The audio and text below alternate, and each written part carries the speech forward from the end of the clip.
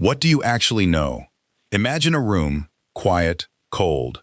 The fire in the corner throws flickering light across the walls, but the shadows seem to move on their own, twisting at the edges of perception. A man sits alone, wrapped in the silence of a night that feels older than the world. He is not praying, he is not sleeping. He is doing something far more dangerous. He is thinking, not thinking the way we scroll through thoughts during a morning commute, or the idle thinking that fills the gaps between tasks. This is something else entirely. This man is dismantling his own mind, brick by brick, conviction by conviction, stripping away everything he has ever believed, every certainty he has ever held, until he arrives at the very edge of nothingness. And then he pauses there, at the precipice of absolute mental destruction, and he asks a question so simple, so terrifying, that it would echo through the next 4 centuries of human thought. What can I actually know? Not what I have been told, not what my teachers declared, not what the books said, or the priests confirmed, or my own senses seemed to show me. What do I actually, undeniably, inescapably know? The fire crackles, the shadows shift, and the answer, when it finally comes, arrives not as thunder, but as a whisper. 4 Latin words that would become the most famous sentence in the history of philosophy. Cogito ergo sum. I think, therefore I am. But here is the thing that most people miss. Here is the twist that changes everything. That sentence was not the end of his search. It was the beginning. And the road that led him to it, and the road that led from it, would reshape not just philosophy, but mathematics, science, and the very way human beings understand reality. The man who doubted everything was also the man who rebuilt everything. If you love stories where great minds reshape the world, you are in exactly the right place. Subscribe to Numbers and Narratives by Blessright and hit the bell, so you never miss a documentary. Every episode, one mind, one story, one idea that changed everything. He came into the world fighting to survive. La Haye-en-Touraine, France, March 31st, 1596. A child is born, and almost immediately, he seems to be losing the argument with life. The infant is premature, frail, pale, so clearly delicate that the local physician reportedly believed he would not survive his first weeks. His mother, Jean Brochard, died less than a year later, likely from complications related to childbirth. And so the boy who would one day argue that certainty could be found through pure reason entered a world that offered him nothing but uncertainty from the very first breath. His father, Joachim Descartes, was a lawyer and a minor nobleman, a man of practical affairs, who would eventually send his sickly son to one of the finest schools in France, not out of sentiment, but out of duty. The boy's name was René, and despite every early omen of fragility, René Descartes would prove to be spectacularly, defiantly, obsessively alive. He grew up largely in the care of his maternal grandmother and a nurse who adored him, perhaps because he spent so much of his childhood in bed, recovering from one illness or another, his lungs always just slightly below the standard of robustness. He became an extraordinary thinker in the way that many physically constrained people do. He went inward. While other boys ran through fields and traded rough play, René read, he observed, he thought. He asked questions that made adults uncomfortable. But the real transformation would come when he left home and entered a place that would give him everything he needed, and nothing that would satisfy him. In 1606, at the age of 10, René Descartes was enrolled at the Royal College of La Flèche, a Jesuit institution in Anjou that was widely regarded as among the finest schools in all of Europe. The Jesuits were extraordinary educators, rigorous, systematic, deeply committed to the life of the mind. They taught Latin and Greek, philosophy, theology, rhetoric, and crucially, mathematics. And for a child like Descartes, who craved order and precision, the school should have been paradise. In many ways it was. Descartes thrived academically. He absorbed logic and geometry with the enthusiasm of someone who had been waiting his whole life for someone to teach him how to think clearly. The teachers at La Flèche recognized his unusual gifts and reportedly allowed him the extraordinary privilege, almost unheard of for a student, of sleeping late each morning, exempted from the 5 o'clock bells that dragged his classmates from bed. Even as a child, Descartes conducted his deepest thinking in the quiet hours of lying still, somewhere between sleep and waking. It was a habit he would maintain for the rest of his life. But even as he excelled, even as he absorbed the curriculum with a hunger that delighted his teachers, something was happening beneath the surface, something uneasy, something that would eventually crack the entire foundation of everything he had been given. The crack was small at first, but cracks always are. The Jesuits had given him tools: logic, rhetoric, philosophy, the arguments of Aristotle, the wisdom of the scholastic tradition going back to Thomas Aquinas and beyond. They had given him frameworks for understanding the world, categories for dividing knowledge, methods for constructing arguments. They had given him the best that Western intellectual tradition could offer, a 17-year-old boy at the dawn of the 17th century. And Descartes, because he was precisely the kind of mind that could not help but press every structure until it showed its weaknesses, began to notice something deeply, deeply troubling. The more he learned, the more he realized how much of what he was being taught rested on foundations that no one had actually verified.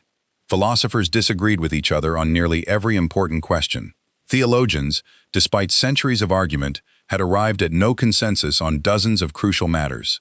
Even mathematics, the subject he loved most, the one that seemed to shine with the cleanest light, was presented as a collection of techniques and results, without any unified underlying logic that tied it all together. He graduated from La Flèche, equipped with more knowledge than most men 3 times his age. He carried with him a full education in the best ideas of the ancient and medieval worlds, and he was, by his own later account, deeply, profoundly dissatisfied. I found myself embarrassed with so many doubts and errors that it seemed to me that the effort to instruct myself had no effect other than the increasing discovery of my own ignorance. That is not the complaint of a dim student. That is the complaint of an exceptionally sharp one, a mind clear enough to see that the map it had been given did not match the territory, and honest enough to say so. He left the college and briefly studied law in Poitiers, completing a degree. But law did not hold him. Rules and precedents, and the arguments of men about property and contracts, these were not what his mind was searching for. He was looking for something else, something foundational, something that could not be disputed, could not be relativized, could not be argued away by a clever rhetorical opponent. He was looking for certainty itself. And certainty, he had decided, would not be found in books. It would have to be found in the world. Or, as it would turn out, somewhere far more surprising. He went to war to find peace. In 1618, René Descartes made a decision that would strike his contemporaries, and perhaps us, as deeply strange. A young man of exceptional intellectual gifts, trained at one of Europe's finest schools, with a law degree and a small but comfortable inheritance from his mother, a man who could have simply settled into the comfortable life of a minor French gentleman, chose instead to enlist as a soldier. Not because he wanted to fight, not because he believed in the cause. He enrolled as an unpaid volunteer in the army of Maurice of Nassau, the Protestant commander in the Netherlands, in what was effectively a strategic way to travel Europe and observe the world. He wanted to see human beings in their rawest conditions. He wanted to study nature and society, war and politics, from the inside. He wanted, in short, to read the great book of the world rather than the smaller books written about it by scholars who had never left their libraries. It was a remarkable and revealing choice. Descartes was not, by temperament, a warrior. He was slight, thoughtful, given to long silences and longer reflections. But he was also relentlessly curious, and he had concluded that curiosity required experience, and experience required being present in the world rather than studying it from a safe remove. And then, in November of 1618, something happened that would change the course of his life. In the Dutch city of Breda, Descartes encountered a notice posted on a public wall. It was a mathematical problem, written in Dutch, a language he did not speak. Intrigued, he asked a bystander to translate it for him. That bystander was Isaac Beeckman, a physician and natural philosopher, who was so surprised that a random soldier would be interested in a mathematical puzzle that he agreed to translate it, on the condition that Descartes would solve it. Descartes solved it, within hours. Beeckman was astonished. The two men struck up an intense friendship, corresponding furiously about mathematics, physics, and the nature of the natural world. Beekman had a vision of a new kind of science, one grounded in mathematics rather than in Aristotelian logic, a science that could explain natural phenomena through measurable, calculable relationships. And Descartes, who had been searching for exactly this kind of unified foundation for knowledge, was electrified. But the real turning point was still a year away, and it would come not on a battlefield or in a library, but in a room with a stove. November 10th, 1619, the eve of St. Martin's Day. Descartes is now serving in a different army, in Bavaria, in Germany. The military campaign has paused for the winter, and Descartes finds himself confined to a small, warm room heated by a poêle, a German stove. Outside, the world is frozen and still. Inside, Descartes has nothing to do but think. And so he thinks. He thinks with an intensity and a focus that borders on the ecstatic. He later described what happened in those hours in a way that suggests something like a mystical experience, a sudden, overwhelming clarity, as if the entire structure of a new philosophy had been revealed to him all at once, like a landscape illuminated by lightning. He saw, he wrote, the foundations of a marvelous science, a science that could unify all knowledge through a single method, rational, mathematical, and certain. That night, he had 3 extraordinary dreams. In the first dream, he was walking through streets filled with phantoms, and a violent wind kept pressing him against a church wall. He tried to reach a college, struggled against the wind, found himself unable to walk upright, and finally woke, frightened. In the second, he heard a sharp crack like thunder, woke again, and saw sparks of light scattered around his room. In the third dream, he found himself with a dictionary and a poetry book, and encountered a stranger who quoted him a line from a Latin poem, Quod vitae sectabor iter, which path in life shall I follow? Descartes, lying awake after these dreams, became convinced they were prophetic.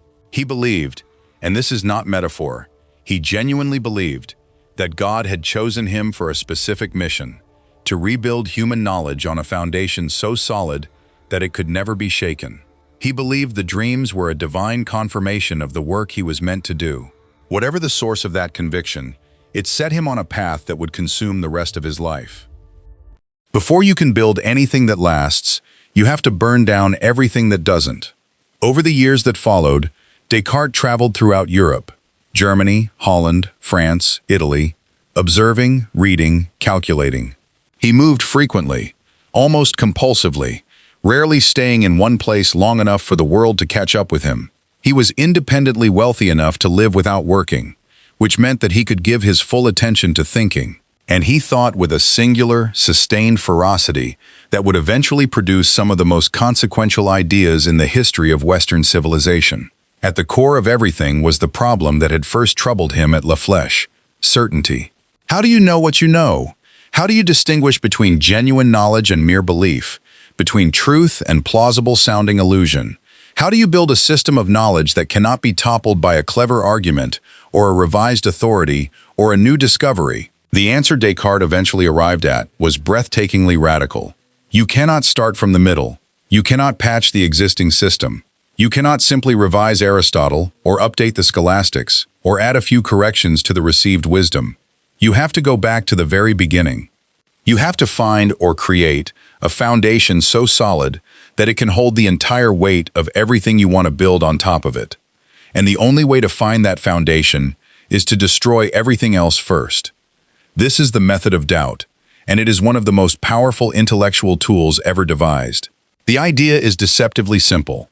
Take everything you believe you know and subject it to the most extreme skepticism you can generate. If any belief can be doubted, even in theory, even through the most outlandish hypothetical, then it is not certain, and it cannot serve as a foundation for knowledge. Reject it, set it aside, keep only what survives the most aggressive interrogation you can mount. Descartes began with the senses. Can we trust what we see and hear and touch? Well, he noted, the senses sometimes deceive us. Mirages, optical illusions, dreams in which things seem completely real until we wake. If the senses have ever deceived us, then we cannot fully trust them, because how would we know when they are deceiving us and when they are not? The senses, however useful in practical life, cannot serve as the foundation for certain knowledge. Then he turned to mathematics, his great love, the discipline that seemed immune to doubt. Surely 2 plus 2 equals 4, regardless of what our senses tell us? Surely the angles of a triangle add up to 180 degrees, whether we are dreaming or awake. But here Descartes performed a move of staggering philosophical audacity. What if, he suggested, there were a supremely powerful and malicious deceiver, an evil demon, who had the ability to make us believe false things were mathematically certain? What if our very capacity for reasoning had been corrupted at its source, so that even when we thought we were doing mathematics correctly, we were in fact being deceived? It is a thought experiment, but it is the most destructive thought experiment in the history of philosophy, because Descartes is not claiming the demon exists. He is claiming that the mere possibility of such a deceiver is enough to undermine any claim to certainty that relies solely on reason or sensation. If it is even possible that we are being systematically deceived about our senses, about our mathematical intuitions, about our memories, about the external world, then we cannot claim to know any of those things with absolute certainty. Take a moment to feel the weight of that. Descartes, sitting in his warm study, has just dismantled the entire edifice of human knowledge. Mathematics, science, history, perception, logic, all of it dissolved, all of it uncertain. He has arrived at a place that most human beings never visit and would find intolerable to inhabit, a state of total epistemic nakedness, stripped of every conviction, every assumption, every comforting habit of mind. And most people, arriving at such a place, would despair. Most people would conclude that if nothing can be known with certainty, then certainty is simply not available, and we must content ourselves with probability and best guesses and pragmatic approximations. But Descartes was not most people, because in that void, in that absolute darkness of radical doubt, he found something. He found that the very act of doubting proved something. If he was doubting, he was thinking, and if he was thinking, then something was doing the thinking. Whatever else could be stripped away, the body, the senses, the external world, the mathematical truths, the thinking itself could not be doubted. The act of doubt is itself a thought. The deceiver, however powerful, could not make Descartes believe he was thinking if there were no Descartes to be deceived. The thinking thing existed, and that existence, the bare, minimal, inescapable fact of being a thinking thing, was the one truth that survived every conceivable assault. Cogito, ergo sum. I think, therefore I am. It is the most famous sentence in the history of Western philosophy, and it is worth pausing to understand exactly what it achieves. It is not a claim about the body. It is not a claim about the external world. It is not even a claim about mathematics or logic. It is the most minimal possible claim a conscious being can make about itself. I am here. I am thinking. Therefore I exist. From this single, undeniable point, the thinking self, Descartes would attempt to rebuild all of knowledge. From the certainty of his own existence as a thinking thing, he would try to derive the existence of God, the reliability of clear and distinct perception, and ultimately the existence of the physical world. Whether or not he succeeded in all of those arguments is a question philosophers have debated for 4 centuries and are not close to settling. But the move itself, the radical reduction to the absolute minimum, the discovery of certainty at the vanishing point of doubt, was a philosophical revolution. He had found the floor of the universe. Now he needed to build. Here is what the textbooks often get wrong about Descartes. He is remembered primarily as a philosopher. His face appears in philosophy courses. His ideas populate the early chapters of books on epistemology and metaphysics. His method of doubt is the first thing undergraduate students encounter when they take Introduction to Philosophy. He is the father of modern philosophy. He is the man who said, "I think, therefore I am." But this framing, though accurate, is profoundly incomplete. Because the truth about René Descartes is that the philosophy and the mathematics were not separate endeavors. They were the same project, expressed in different registers. The search for certainty that drove his philosophy was the same impulse that drove his mathematics. And the mathematical work he produced was, if anything, even more immediately transformative than his philosophical work. For the first time in human history, shapes could be turned into equations. To understand what Descartes did, you need to understand the state of mathematics in the early 17th century. In 1620, there were essentially two great mathematical traditions that had developed largely in parallel. On one side was geometry, the mathematics of shape, space, and spatial relationships, perfected by the ancient Greeks, above all by Euclid. Geometry was visual and elegant. It dealt with points, lines, circles, triangles, and the relationships between them, all proved through pure logical deduction from a small number of axioms.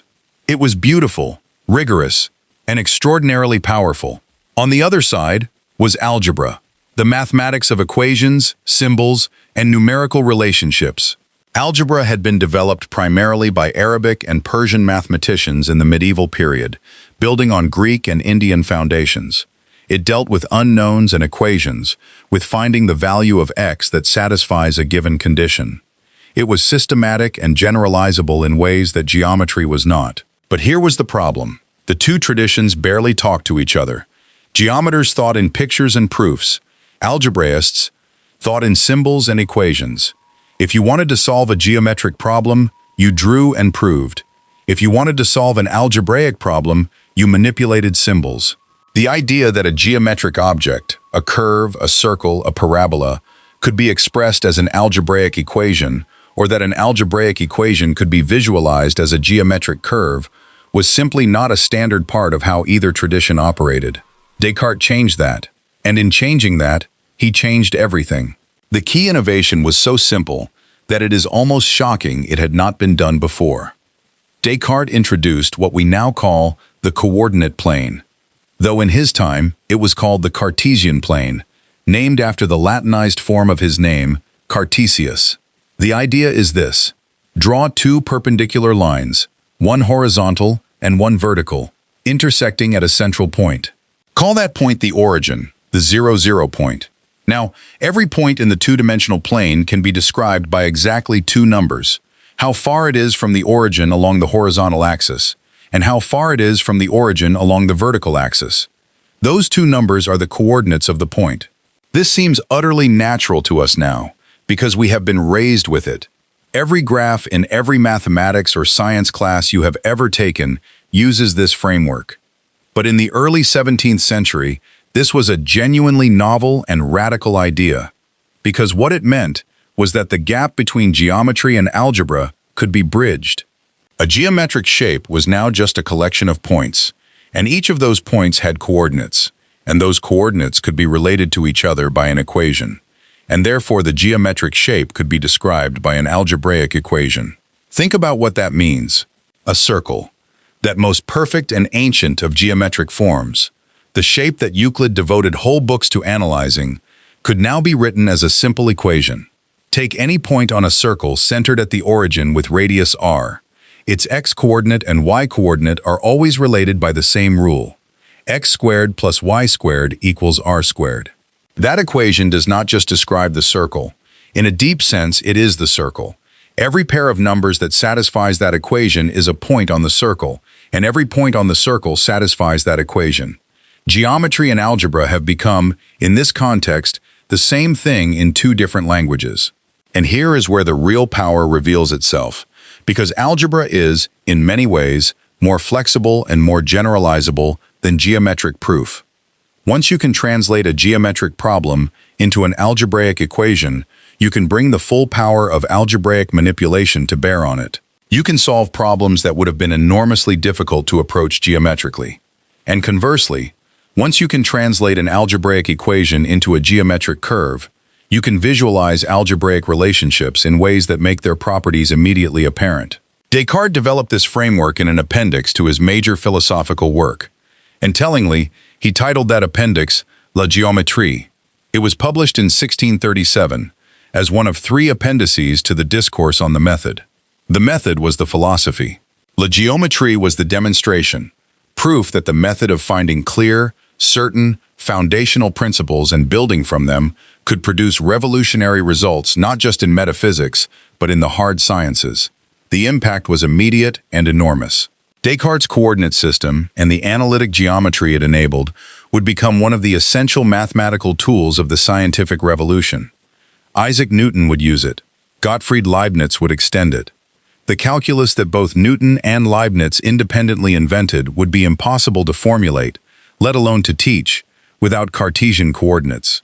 Every equation of a curve that students learn to plot in school, every graph that scientists use to display data, every pixel on every computer screen, all of them exist within a Cartesian framework, within the coordinate system that a French soldier devised while sitting in a stove-heated room in Bavaria in the early 17th century. But there was another innovation in law geometry that is less famous but equally important. Descartes introduced a new way of writing algebraic expressions that is so natural to us, we do not even think of it as a convention. We think of it as just how mathematics looks. He was among the first to systematically use letters from the end of the alphabet, X, Y, Z, for unknown quantities, and letters from the beginning of the alphabet, A, B, C, for known constants. He introduced the now universal superscript notation for powers, x squared, written as x, with a small 2 above it, x cubed, with a small 3, and so forth. Before Descartes, mathematical notation was a patchwork, inconsistent, verbose, often requiring pages to say what a modern equation says in a line. Descartes helped give mathematics the clean, efficient, universal symbolic language it needed to grow into the global scientific tool it would become. He did not do this alone. Other mathematicians of his era were working on similar problems, but his influence was enormous, and the notation he introduced became standard. And yet, even this was not the full extent of what he contributed to the world of thought. He chose solitude the way other men choose ambition. In 1628, after years of wandering through Europe, Descartes made a decision. He would settle, or at least establish a more stable base of operations, and the place he chose was the Netherlands, not Paris, despite being French. Not any of the great courts of Europe, despite his growing intellectual reputation. The Netherlands, which at the time was a byword for tolerance, for intellectual freedom, for the kind of anonymity that a man who wanted to think dangerous thoughts without drawing dangerous attention might desire. He moved frequently even within the Netherlands. By some accounts, he lived at more than a dozen different addresses during his 20 years there, always careful to maintain his privacy, always ensuring that only a handful of trusted correspondents knew his exact location. He described himself as a man who had found happiness in solitude, who preferred the company of his thoughts to the company of most people. He cultivated, deliberately and systematically, the conditions that allowed him to think. He rose late, a habit dating back to his exemption from the early bells at La Flèche. He spent his mornings in bed, thinking, before rising to write. He kept his social circle small and carefully curated. He engaged in prodigious correspondence. His letters constitute a major intellectual archive, revealing a mind in constant dialogue with the best thinkers of his age. But this dialogue happened largely on paper, in the controlled conditions of the written word, where he could take his time, choose his words carefully, and present his thoughts with the precision that he demanded of himself.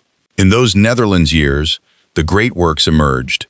The Discourse on the Method, published in 1637, is perhaps the most readable of his major philosophical works.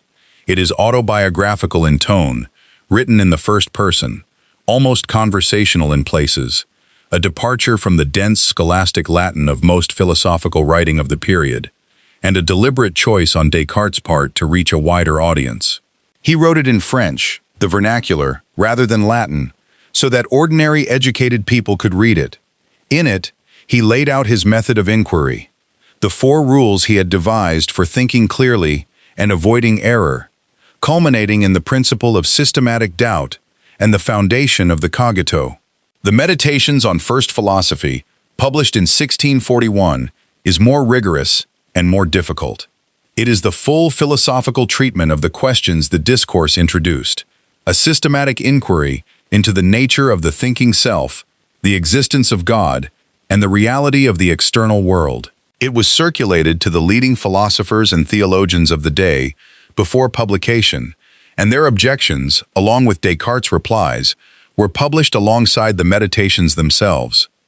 It is one of the great philosophical dialogues in the Western tradition, a thinker exposing his most fundamental arguments to the most rigorous criticism his contemporaries could muster, and responding with clarity and care. The Principles of Philosophy, published in 1644, was his attempt at a comprehensive natural philosophy, a Cartesian alternative to Aristotle's physics, an account of the physical world based on the principles he had established. It was here that he laid out his mechanical philosophy, the idea that the natural world, including the human body, could be understood as a kind of machine, operating according to mathematical laws that reason could discover. Animals, in his view, were automata, extremely complex machines, but machines nonetheless. Only human beings, endowed with a rational soul, transcended the merely mechanical.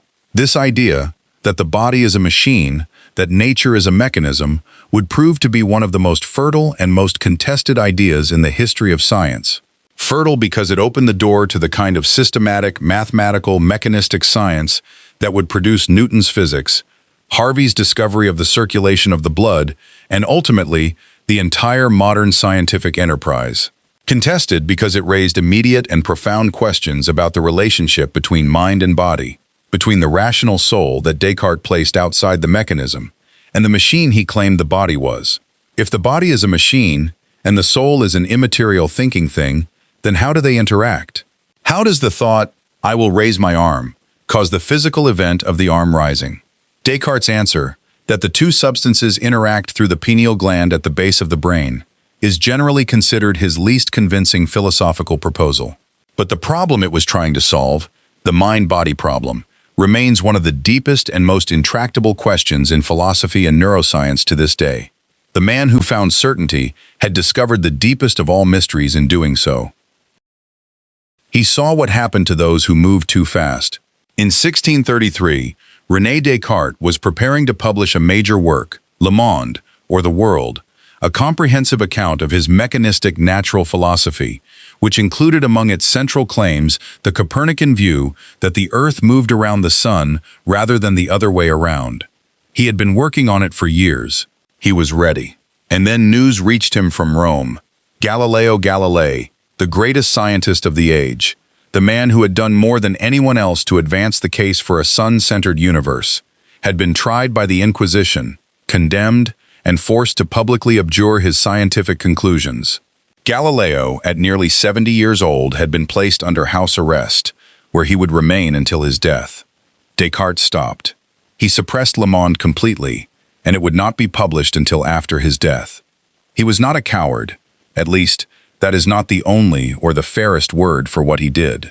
He was a Catholic, and he took that seriously. He was also, despite his reputation for solitary independence, a man who wanted his work to be read and to have influence. A book condemned by the church and its author imprisoned would serve neither purpose. So he waited. He thought, he revised. He continued to work on his natural philosophy, but he was careful, enormously careful, to avoid the specific pitfalls that had destroyed Galileo. He was more cautious than Galileo had been, less confrontational, more diplomatic, less inclined to provoke. When he did publish the Discourse on the Method and its appendices in 1637, it was without his name attached. The book appeared anonymously, a precaution that would have seemed extraordinary for a work of such ambition, but was entirely rational given the intellectual climate. The tension between Descartes' vision of a rational, mathematical, natural philosophy and the authority of religious tradition is one of the great subterranean pressures of his intellectual life. He was not trying to undermine religion. He believed, or at least publicly maintained, that his philosophy supported religion, that the existence of God and the immortality of the soul could be demonstrated by reason.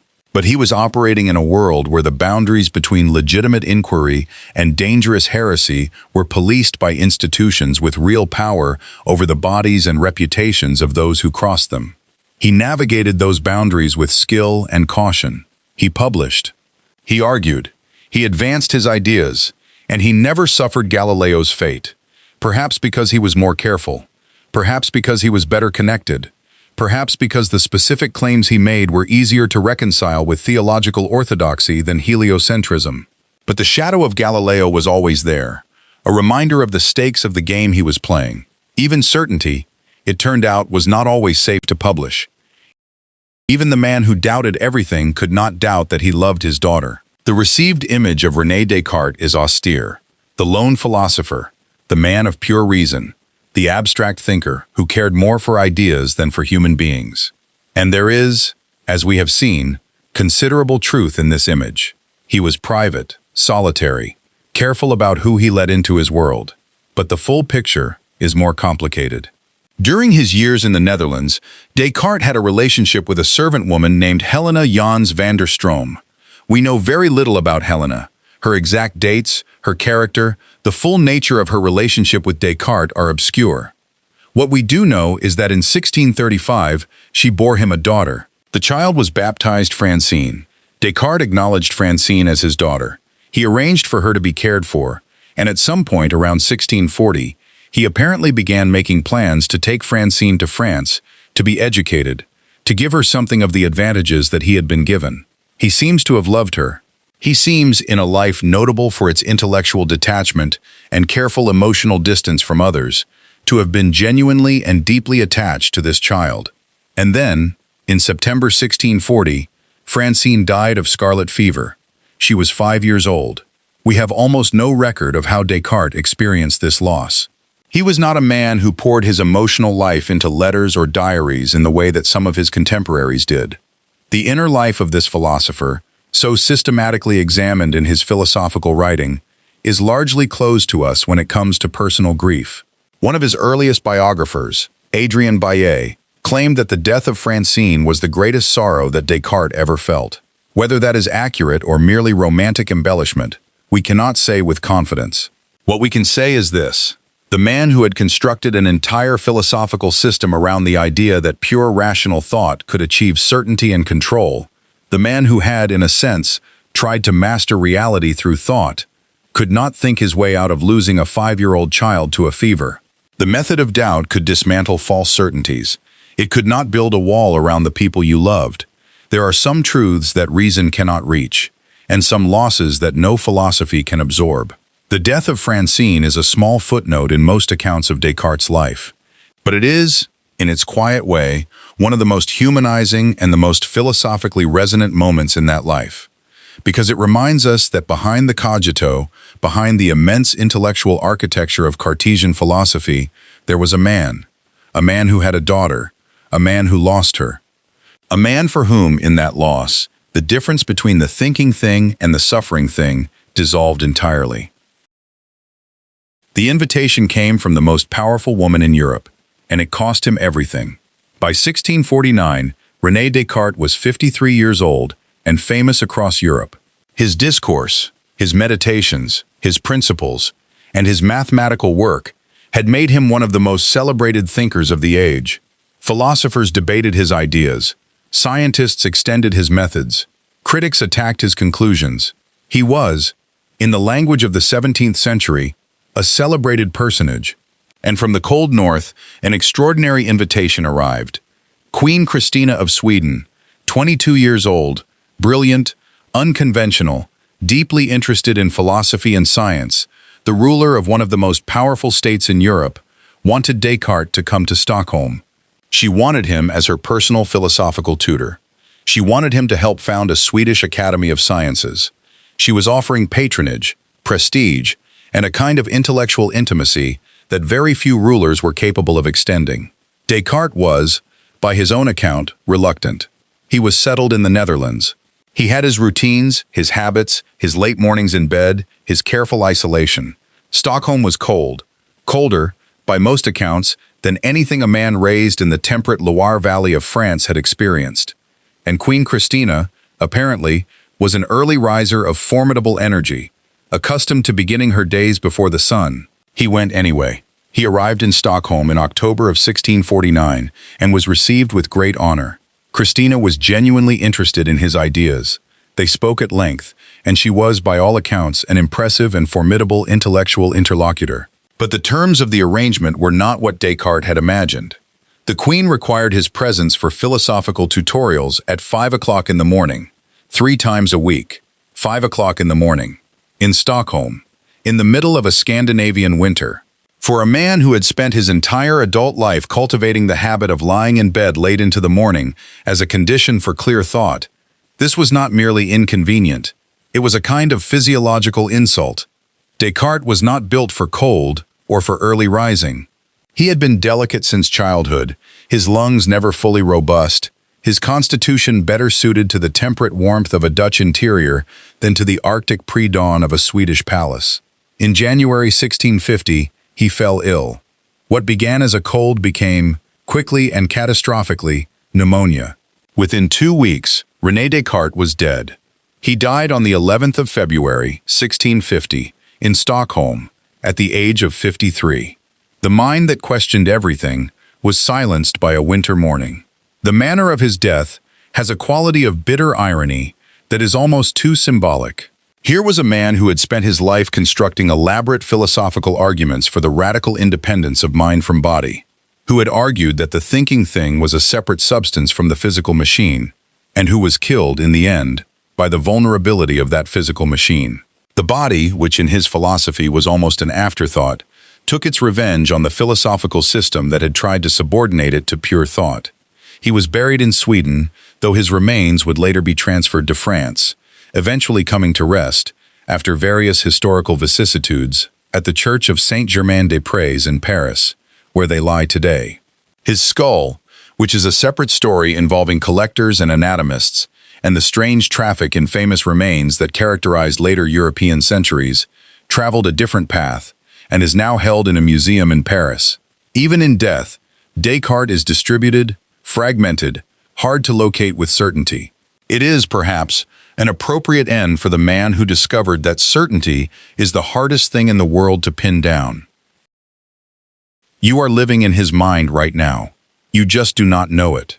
When we speak of the legacy of René Descartes, we tend to reach for the obvious, the cogito, the method of doubt, the founding of modern philosophy, the Cartesian coordinate system, analytic geometry. These are real and enormous achievements, and they deserve the prominence they are given.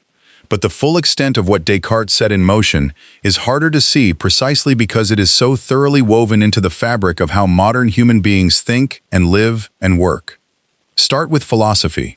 Before Descartes, Western philosophy was largely organized around the recovery and refinement of ancient thought, Aristotle above all, but also Plato, the Stoics, the Epicureans.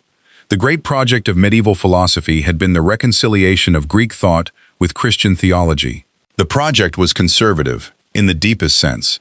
It looked backward, to the ancient authorities, for its foundations. Descartes broke this. He did not just add new ideas to an old tradition. He replaced the tradition's foundational structure. Instead of beginning with ancient authority, he began with the individual thinking subject. Instead of asking what Aristotle said about knowledge, he asked what he himself, sitting alone by a stove, stripped of all received certainty, could discover about knowledge through pure rational inquiry. This shift, from authority to individual reason, from tradition to method, from received wisdom to systematic doubt, is the beginning of modern philosophy, and it would cascade forward through Spinoza, Leibniz, Locke, Hume, Kant, and all the great philosophical traditions of the subsequent centuries. Almost every philosopher who came after Descartes defined themselves in relation to him, agreeing with some parts, rejecting others, but never able to simply ignore him.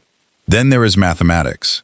The Cartesian coordinate system, the x and y axes, the numbered plane, the ability to translate between geometric and algebraic representations became foundational to the next great revolution in mathematics, calculus.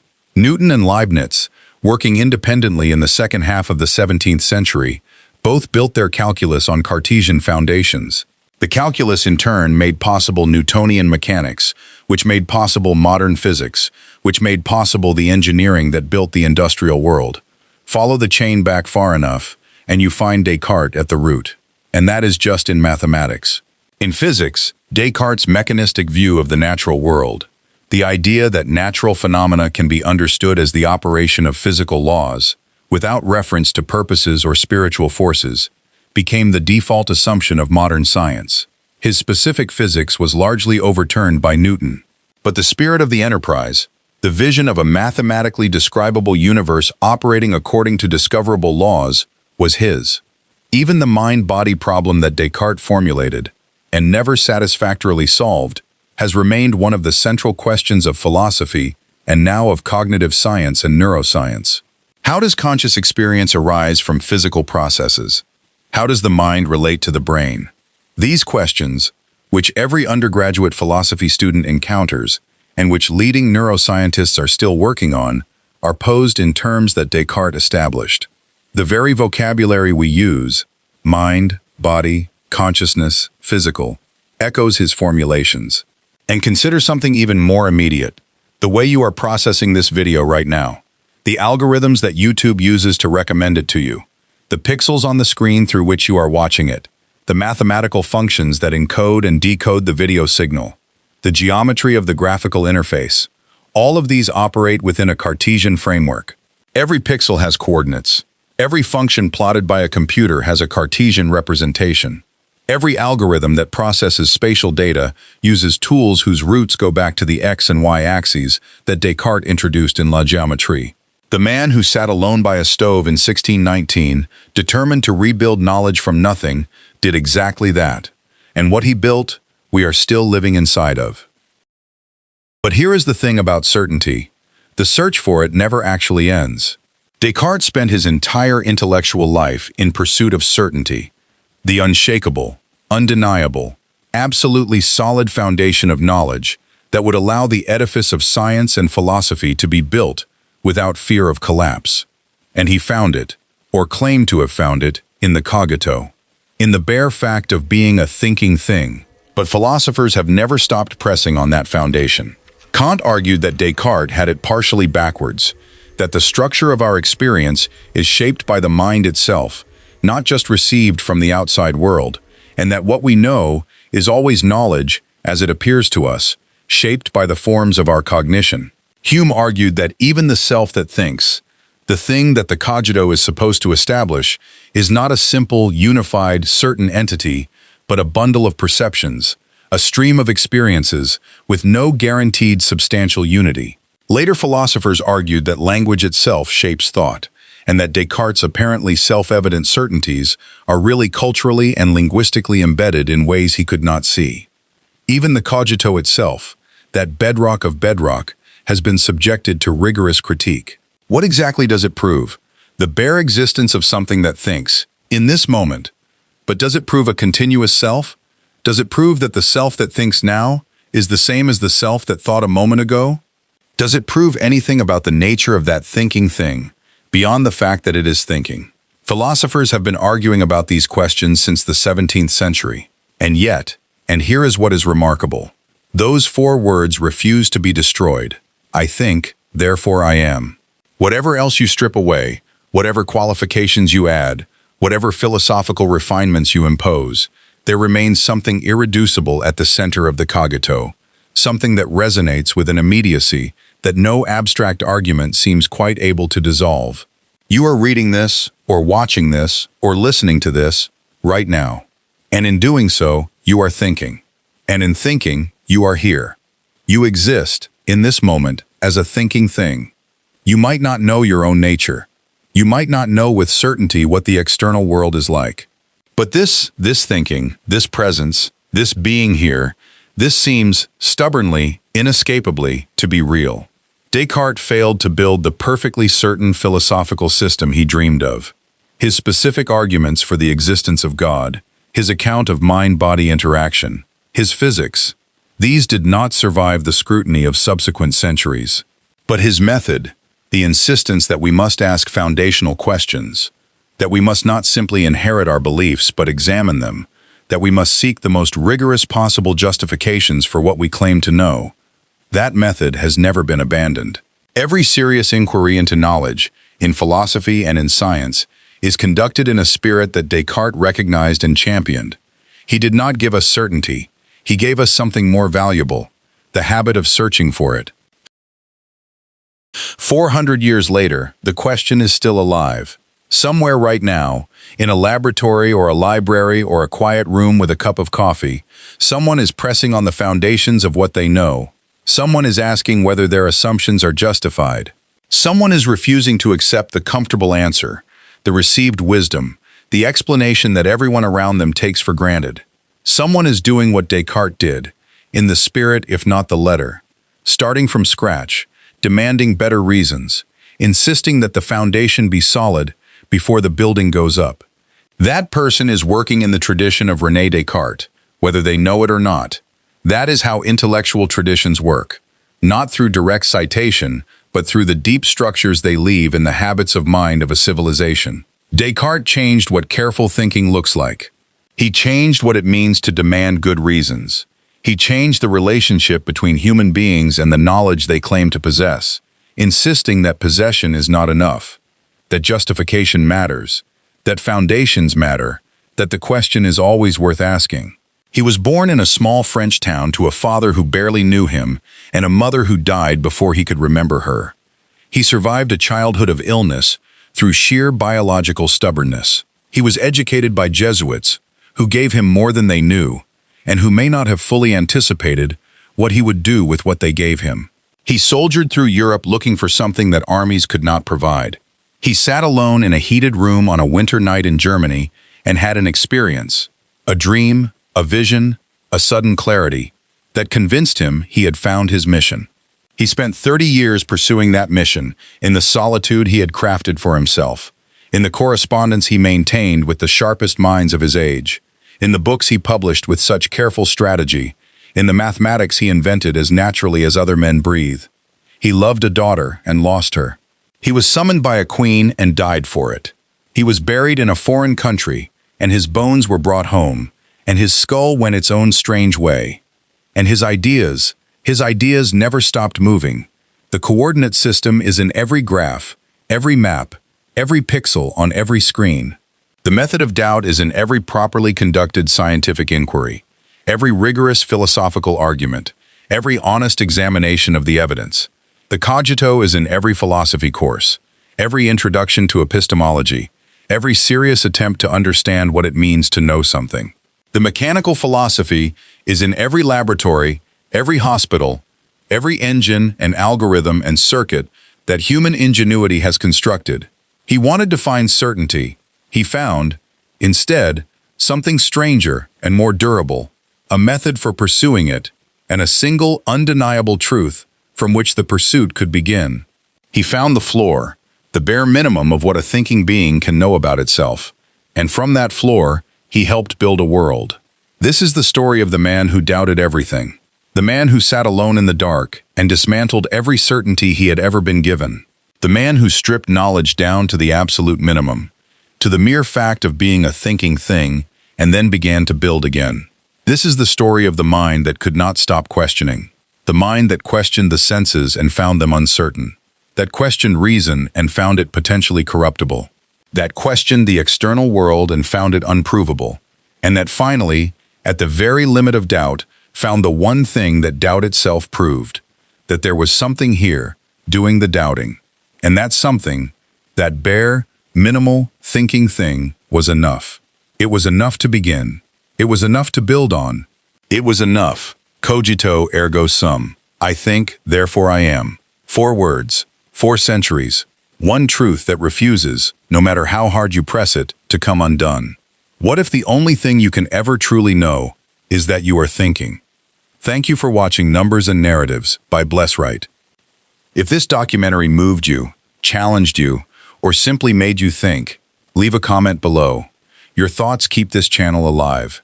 Subscribe, like, share with someone who loves ideas. More stories of extraordinary minds are coming. Don't miss them.